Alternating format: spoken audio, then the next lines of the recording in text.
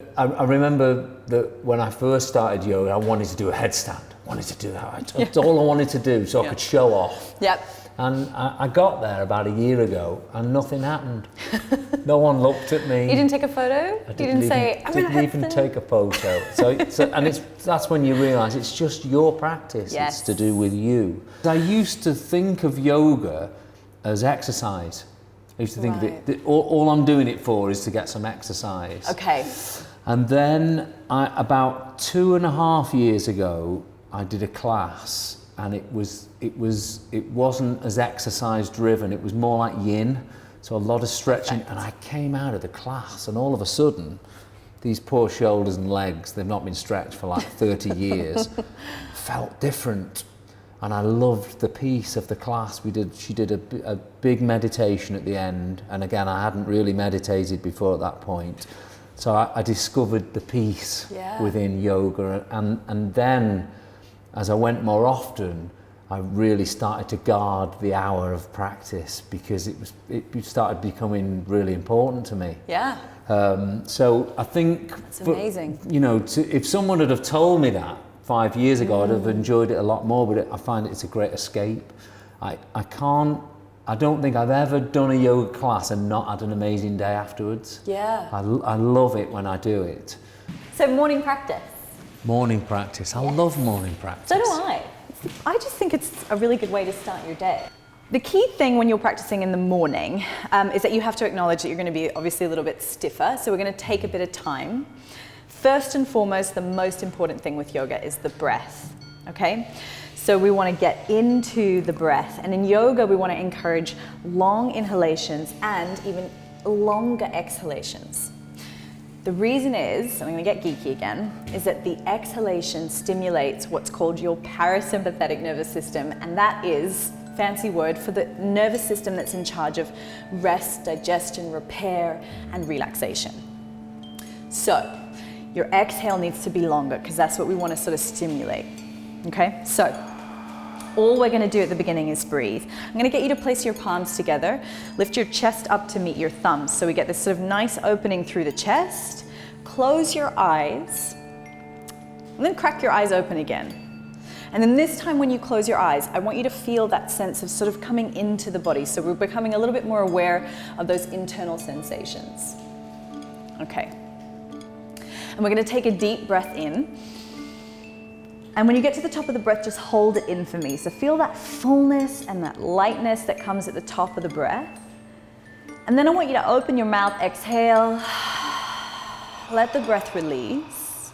Notice how it affects your body physically. So feeling the shoulders relax, the belly pull in. Let's go again. Inhale, take the breath all the way in. When you get to the top, hold it in. That's it, keep that fullness. In fact, take an extra sip of breath in. Stretch that lung capacity. Good, and then open the mouth, exhale. Feel the shoulders relax, the neck relax, but feel your belly pull in. So we're using that diaphragm to breathe. One more time. Inhale, take the breath all the way in. Hold it.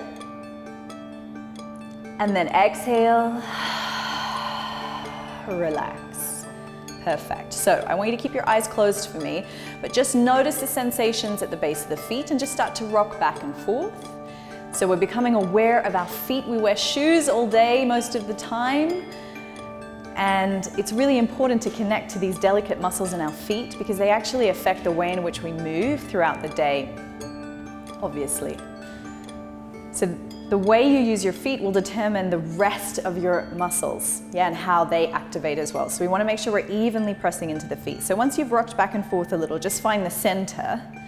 And then from there, I want you to lift your kneecaps. So you're going to squeeze your quads, the muscles at the front of the thighs. Perfect.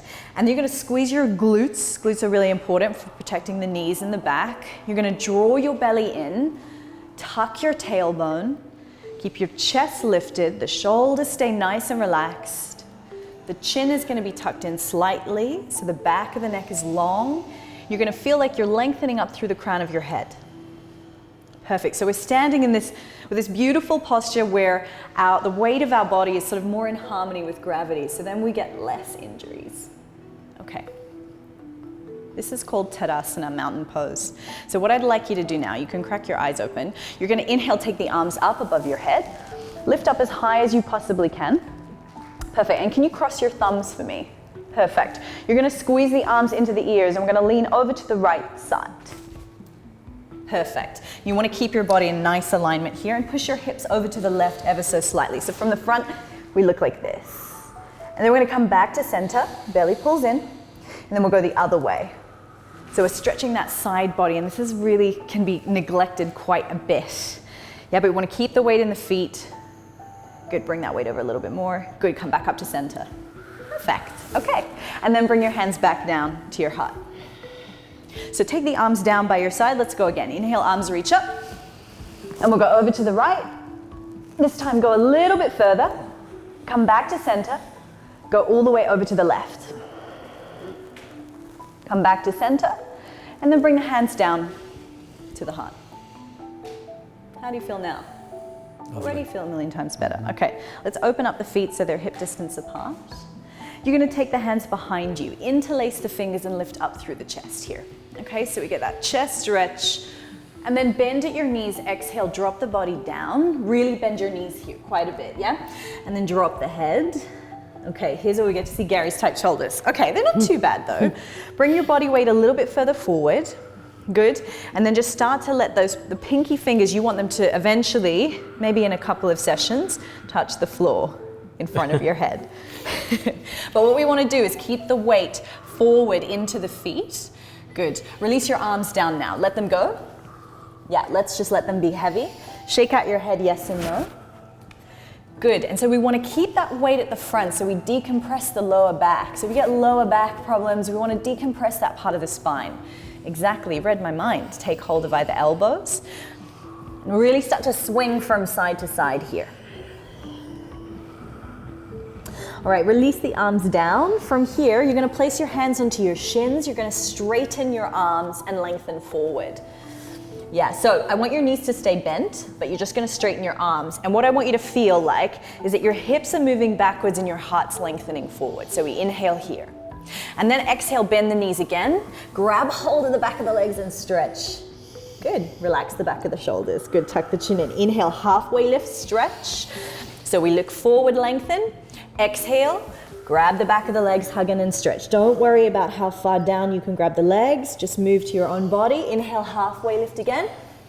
And then exhale, hug in and stretch. Good, fingertips to the floor. You're gonna just toe heel the feet back together and we're gonna unroll all the way up to standing. Come back up. Perfect, lift your arms up. Inhale. And then exhale, we're gonna go straight back down. Release all the way down. Good. Take the hands to the floor, fingertips down. You're gonna step that left leg back into a lunge. Good. Okay, sink through the hip and open up through the chest here as much as you can. So we're in a bit of a runner's lunge. Good. Where do you feel that stretch? Okay, through the back of the front legs. Some people might also feel it at the front of your back leg, okay? So really sink those hips. Good. From there, I want you to just shift that weight back to the front leg, step back into our forward fold. Hands onto the shins. Inhale, halfway lift here. Exhale, grab the back of the legs and stretch. Each time as you get a little bit warmer, just going that little bit further into the stretch. Hands come back down to the floor. You're gonna step the right leg back. Okay, so we're back in that lunge. Sink through the hip, open up through the chest. Big inhale here. Exhale. Inhale. It's easy really to forget that breath, isn't it? It's so easy to forget, but it really controls so much. Okay, so from here, you're actually gonna step back and come into child's pose. Feet are gonna be together, knees are gonna go out wide. And we're gonna push our hips to our heels, take the arms forward and then drop the head right down. Good. So we wanna make sure that we keep the shoulders relaxed. Really press those hips back. If your feet start to cramp, just tuck the toes, let them stop cramping and then come back into it when you can. This is really great for lower back issues, stretching into the hips. Take a deep breath in, release a full breath out. Perfect. Okay, good. So we're gonna pull forward into an all fours position onto the hands and knees. Okay, just move the knees so that they're hip distance apart, hands are shoulder distance. Grip into the fingers, don't just dump all of that weight into the wrist, because wrist pain is common in yoga, yeah? Okay, drop the belly down, lift up through the head and the hips. So we're gonna open up through the chest, and then I want you to pull the belly button in towards the spine, push the floor away, drop the head down. Inhale, drop the belly, lift the head and the hips. And then exhale, belly to the spine, push the floor away. Just a couple more times, do that again for me. So inhale, really opening up through the chest. And then exhale, pulling the belly button in, rounding. Good, let's go one more time. Inhale, so stretching through the front, and then exhale, round the spine, stretching through the back of the shoulders. So stay here for a second. So really pushing, stretching through the back of the shoulders, and then just come back to a neutral spine. You're gonna tuck your toes, and we're gonna lift the knees off. We're gonna go into downward facing dog. Okay, now this is a tricky one. So down dog is a really common yoga posture, but what I commonly see, and Gary, you're really flexible here, but what I'd like you to do is really straighten the legs as much as possible and let your spine round. So maybe do down dog that you used to do when you first started. How did it feel? Right, you had it. It's like kind of there. Yep. And that happens because the hamstrings, the back of the legs are super tight. So what I want you to do is bend your knees. Yep, now try and press the chest back, okay? And then relaxing through the back of the neck. So this is the sort of downward dog shape that we want, straight spine. It doesn't mean your legs don't have to be completely straight, okay? Then what we're gonna do is just work on straightening the right leg, push the right heel to the floor, good, and then do the same for the other side. And then do the same for the other side, and then the same for the other side. Good, this is called walking the dog. Perfect. We're going to come into a push-up position. So inhale, come forward, high push-up, belly in. Okay, hold this nice and strong. If you feel like this is too intense on your arms, drop the knees to the floor. From here, we're going to lower down, bringing our chest to the floor first. Beautiful. Roll the shoulders back, lift into what's called cobra. Hands come off. You're going to activate those really healthy postural muscles that keep us upright. And then hands come back down, bend your knees. We're going to tuck the toes and press back into downward facing dog. Good. Can we do that again? Let's go. Inhale, high push up. Exhale, lower it down. Either the knees come down or the whole body. Good. And then inhale, cobra. Hands come off. Yeah, just to warm up those back muscles. And then press back, downward facing. Bend your knees, look forward, walk the feet up to the hands. If you're super tight in the hamstrings, you might find that a little tricky. Hands to the shins, inhale, halfway lift, look forward and lengthen. Grab the back of the legs, exhale, stretch. Come all the way up to standing, arms reach up, arms out to the side, palms together. Exhale, hands come back to the heart. Now we're gonna do that vinyasa sequence, just one more through, okay? But we're gonna flow a little bit more with the breath, and then that's it, okay? So release the arms down, inhale, arms reach up. Exhale, take it down, bend the knees, release forward. Hands onto the shins, inhale, halfway lift, look forward. Plant the palms and step back into a push-up position. Keep your core nice and tight, belly in. Lower down as you exhale, maybe challenge yourself, keep the knees off, good. Inhale, cobra. Exhale, press back, downward facing dog. We're gonna take a deep breath in here. Release a full breath out. Keep the ribs pulled in, keep the head relaxed, the shoulders relaxed. One more breath in, full breath out. Bend your knees, look forward.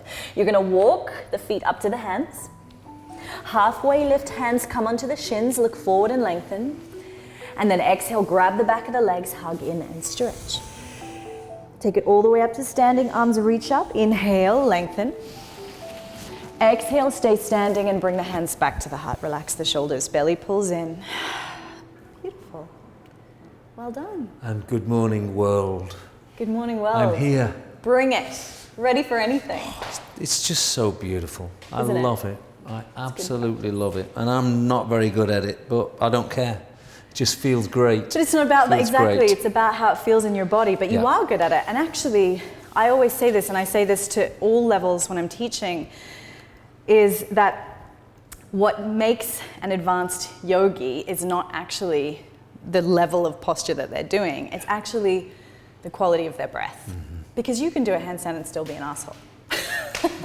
Right? Or both. Or both, right? Exactly.